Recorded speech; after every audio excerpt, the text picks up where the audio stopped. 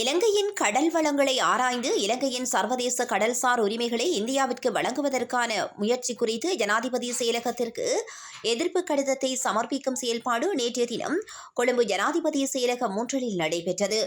இதுகுறித்து மேலும் தெரிய வருகின்ற போது இந்திய பிரதமர் நரேந்திர மோடியின் வருகையின் போது பல ஒப்பந்தங்களில் கைச்சாத்திட திட்டமிடப்பட்டுள்ளது.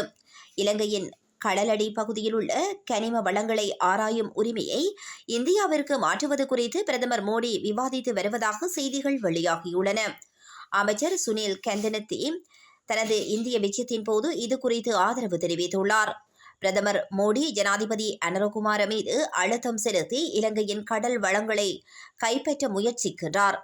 நாம் அனைவரும் ஜனாதிபதிக்கு பலமாக இருக்க வேண்டும் என சங்க சந்திம அபியவர்தன நேற்றைய தினம் ஜனாதிபதி செயலகத்திற்கு சமர்ப்பித்த கடிதத்திலேயே இந்த கருத்துக்களை தெரிவித்துள்ளார்.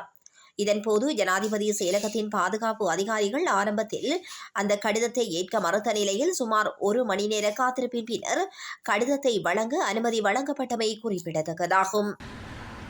මේ මුහුදු කලාපය කිසිදු හේතුවක් මත ඉන්දියානුකරණය වීමට ඉඩ තියන්න එපයි කියලා අපි කියනවා. අපි ඉන්දියාවට විරුද්ධ නැහැ. අපිට ඉන්දියාවත් එක්ක සහයෝගයෙන් වැඩ කරන්න ඕනේ. අපිට උන්ගේ තාක්ෂණය මුදල් ඕනේ. හැබැයි తాවකාලිකව දේශපාලන බලය ස්ථාවර කරගන්න ඉන්දියාවට ලංකාවේ කෑලි ලියලා දෙන එක එච්චර නුවණැති කාර්යයක් නෙමෙයි. මම හිතනවා ජනාධිපතිවරයාගේ වගකීම ලංකාවේ ස්වාධීනභාවය ආරක්ෂා කරන එක at all cost ඕනෑම මිලක් ගෙවල ඒක ආරක්ෂා කරන එක. ඒ සඳහා අවශ්‍ය රාජ්‍ය තාන්ත්‍රික මැදිහත් වීම කරන්න අපි යෝජනා කරලා තියෙනවා. මේ මුහුදු කලාපය අපිට දිනා ගන්න අදාළ වාර්තා සකපසපු විශේෂඥයන්ට ආරාධනා කරලා විශේෂ කමිටුවක් පත් කරලා අපේ අයිතිය වෙනුවෙන් එක්සත් ජාතීන්ගේ සංවිධානයේ හමුවේ කරුණු කියන්න කියලා අපි දන්නවා. ගිය අවුරුද්දේ ඩොලර් ලක්ෂ 5ක් ගෙවලා ඉන්දියාව මේ කලාපය අනවසරයෙන් කැණීම් කරන්න බලපත්‍රයක් පවා එක්සත් ජාතීන්ගේ සංවිධානයෙන් ඉල්ලා සිටියා. ලංකාව කියලා රටක් නැති ගානට තමයි උන් හැසිරුනේ.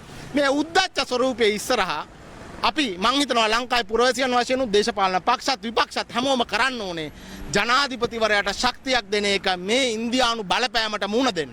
ඉතින් බලාපොරොත්තු වෙනවා ජනාධිපතිවරයා ඔහුගේ විවේචකයන් වන අපත් ඔහුට ඡන්ද දුන්න මේ රටේ පුරවැසියන්ගේ ජාතික අභිලාෂය හැමෝගෙම එකයි. ඒ ජාතික අභිලාෂය ඉටු කරන්න නොබියව නොපැකිලව ඉදිරියට එයි කියලා. අපි මේ අවස්ථාවේදී ජනාධිපති ලේකම් කාර්යාලයට ආවම අපිට දැනුම් දුන්නත් මෙතෙන්ට ලියුම බාර ගන්න බෑ.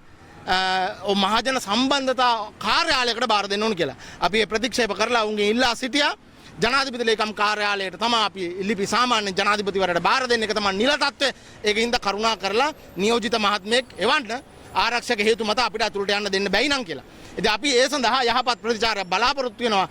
අවසාන වශයෙන් කියන්න ඕනේ මේ රටේ මිනිස්සු කාට ඡන්ද දුන්නත් හැමදාම ඡන්ද දෙන්නේ රට හදාගන්න, මේ රටේ ස්වෛරීත්වයේ ජාතික අභිලාෂයන් ආරක්ෂා කරගන්න.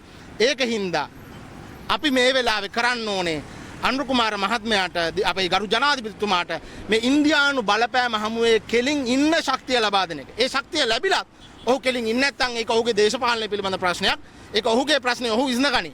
නමුත් පුරවැසියන් වශයෙන් මම වගේ අයට විශේෂයෙන්ම මේ රජයේ දරුණුම විවේචකයෙක් වශයෙන් ඉදිරිපළ විවේචනය කරන මම වගේ අයට යුතුයකමක් තියෙනවා. මේ තීරණාත්මක අවස්ථාවේ ලංකාවේ ස්වභාවික සම්පතුත්, ලංකාවේ බලශක්ති ස්වෛරීත්වයත්, ලංකාවේ ජාතික ආර්ථිකයට වර්ධනය වෙන්න අනාගතයේ ඉතුරුලා තියෙන එකම ඉඩක් රැක ගන්න ජනාධිපතිවරයාට බල කරලා ඉන්න. ඒ සඳහා ගන්න ක්‍රියාමාර්ග වෙනුවෙන් ජනාධිපතිවරයාට සහාය දක්වන්න.